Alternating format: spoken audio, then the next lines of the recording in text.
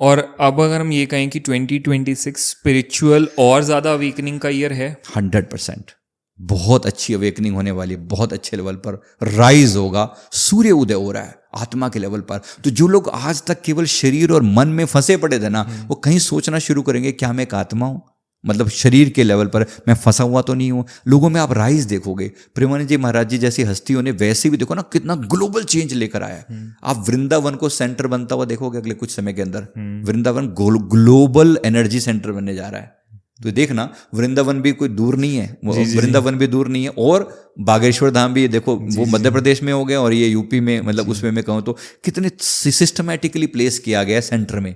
यानी इनकी जो ऊर्जा है वो ईस्ट में, नॉर्थ में, वेस्ट में, साउथ में, चारों दिशाओं को प्रभावित करेगी। आगे आने वाले समय में देखना, प्रेमानंद जी महाराज जी के बारे में मैंने कहा कि ये वो हस्ती हैं जब ये धरती से, मतलब जब तक इस धरती पर एक है ना, इनकी हस्ती मौजूद है, ये अनेक लाखों करोड़ों आत्माओं को धर्म के रास्ते पर लेकर आने का काम कर रहे हैं। आई गेस वो तो ऑलरेडी चल रहा है, मतलब हर रोज उनके इतने ज्यादा लोग उनसे डेली बेसिस पे जुड़ रहे हैं जिसका कोई नंबर ही नहीं है। मतलब आई फील वो नंबर ही नहीं है कितने लोग प्रेमानंद जी से जुड़े हैं। कितनी बड़ी बात है। अब से 5 साल पहले प्रेमानंद जी का, महाराज जी का नाम था बहुत कम था, ना के बराबर था। कैसे 5 साल के अंदर प्रकृति ने उठा के एकदम से, अभी 2026 में और राइज होने का समय है, और नए चेहरे भी आप सुनोगे। अभी मैं आपको बता दूं अच्छे से, पॉलिटिकल लेवल पर भी, संतत्व के लेवल पर भी, और अलग अलग डिफरेंट लेवल पर आपको नजर आएंगे जो लोग एकदम समाज के सुधार के लेवल पर एकदम राइज होंगे। अभी ये चेहरे जो नए नए आएंगे ना, खासतौर पे साउथ इंडिया पर भी नजर बनाए रखना। साउथ इंडिया से कोई बहुत बड़ा चेहरा सामने आएगा कुछ समय के बाद, इसी साल में 2026 में। एक चीज और मैंने पहले भी बोला था, 1995 में कुछ आत्माओं को इस धरती पर भेजा गया था। 1995 में कुछ आत्माओं को कॉस्मिक प्लानिंग के अंतर्गत इस धरती पर भेजा गया था, इनको जन्म दिया गया था, जो कि अब 30 साल होने को आ रहे हैं। 95 से 30 साल होने, ये अब ये लोग मिल रहे हैं। मतलब ये लोग आपस में, इनको मिलाकर ये ग्लोबल लेवल पर इनको जगह जगह पर जन्म दिया गया था। ये स्थापना करने आ रहे हैं धर्म की, ये अलग अलग लेवल पर। इनमें से कुछ जो हैं ऐसी सोल्स हैं जो रूलर सोल होंगी, मतलब ये रूल करने के लिए आ रही हैं। कुछ होंगी जो टीचर सोल होंगी, जो आचार्य टाइप के सोल होंगी, जो ज्ञान बांटेंगी, जो ऑलरेडी 95 में जन्म ले चुके हैं। वो अब आकर इस जीवन में, अब 2026 में ये उनके मिलन का समय है, उनके आपस में कोलैबोरेट करने का समय है। एक तो वो, तो ये आप देखना एक ग्रुप, इसको सोल ग्रुप बोलते हैं, अवेकनिंग सोल ग्रुप बोलते हैं। ये अवेकनिंग सोल ग्रुप जो है एक आया हुआ है जिसको एक सर्टेन टाइम पे जन्म दिया गया था। तो अब ये लोग अब आकर इस 2025-26 में इन्होंने अपनी जो जड़ें हैं वो गहरानी शुरू कर दी और आपस में मिलकर ये काम करेंगे। तो लोगों में सडनली एक राइज जैसा दिखाई देगा। क्या प्रेमानंद जी महाराज जी ऐसी ही सोल नहीं है? He is also such a soul. Definitely इनकी सोल, इनका जब समय हुआ होगा, ऐसी दिव्य आत्माओं को उतारा जाता है धर्म की स्थापना करने के लिए। मैंने अपने एक क्लाइंट के पास्ट लाइफ रिग्रेशन करते हुए बिल्कुल क्लियर देखा था उस बंदे का। वो इन्हीं का शिष्य था, प्रेमानंद जी महाराज जी का।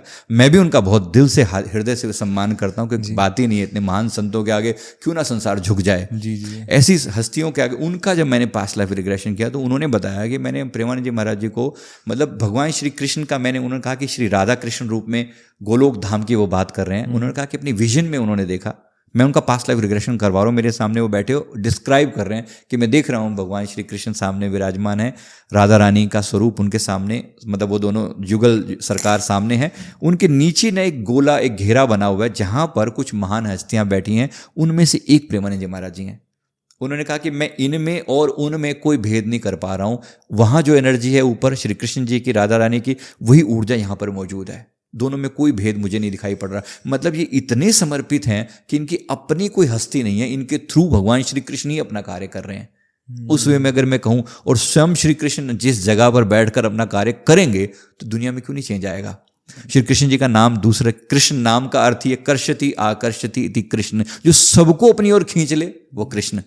तो अब सोच के देखिए, यहां तक कि मुसलमान लोग भी, जो लोग बाकी चीजों, बुत परस्ती को नहीं मानते, लोग मूर्ति पूजा को नहीं मानते, लेकिन ये लोग भी इतने अट्रैक्ट हो रहे हैं। अभी आपने सुना होगा वो किडनी दे दूंगा मैं, ये कर दूंगा, ऐसा कुछ लोगों ने बात क्या हो रही है। इतने लोगों के अंदर इतने कॉन्शियसनेस पैदा हो रही है। वही प्रेमानंद जी का मेरे को एक ऐसी पर्सनालिटी लगती है जो ना धर्म से हटके हैं। ऐसा नहीं है कि सिर्फ हिंदू ही जाके उनके आगे उनकी बात सुन रहे हैं, उनसे वार्तालाप कर रहे हैं। सिख धर्म से लोग उनके पास जा रहे हैं, अब तो मुस्लिम धर्म से भी लोग उनके पास जा रहे हैं, बौद्ध धर्म से लोग उनके पास गए, ईसाई धर्म से लोग उनके पास गए।